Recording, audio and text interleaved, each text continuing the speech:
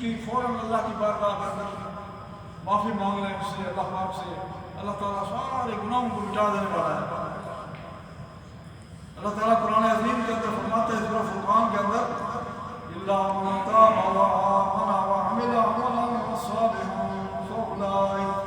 فَأُولَٰئِكَ يُبَدِّلُ اللَّهُ سَيِّئَاتِهِمْ حَسَنَاتٍ وَكَانَ اللَّهُ غَفُورًا رَحِيمًا۔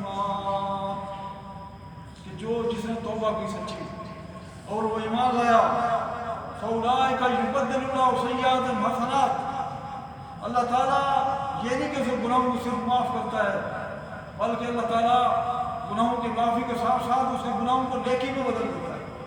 اللہ اکبر۔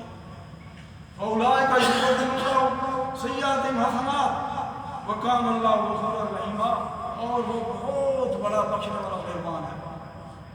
تو ہمیں چاہیے کہ ہم اللہ کی بارگاہ کے اندر ہم سے کوئی گناہ ہو جائے فوراً اللہ کی بارگاہ کے اندر پلٹ جائیں۔ توبہ کی کچھ شرائط ہیں۔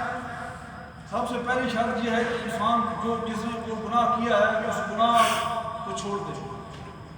جس گناہ کے اندر وہ مبتلا رہا ہے، شرک ہے، گناہ ہے، چوری ہے، جو بھی گناہ اس نے کیا ہے اس گناہ کو چھوڑ دے۔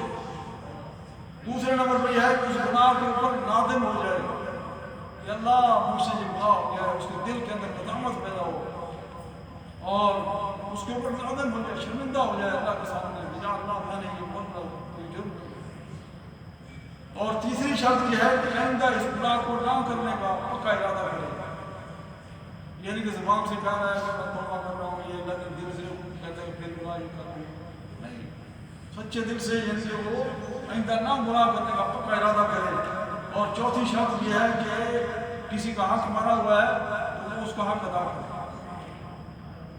اور اس طریقے سے پانچویں شرط یہ ہے جو پہلے میں آپ کو بتا چکا ہوں کہ موت کے برگراہ شروع ہونے سے پہلے توبہ کرے، موت کے وقت نہیں۔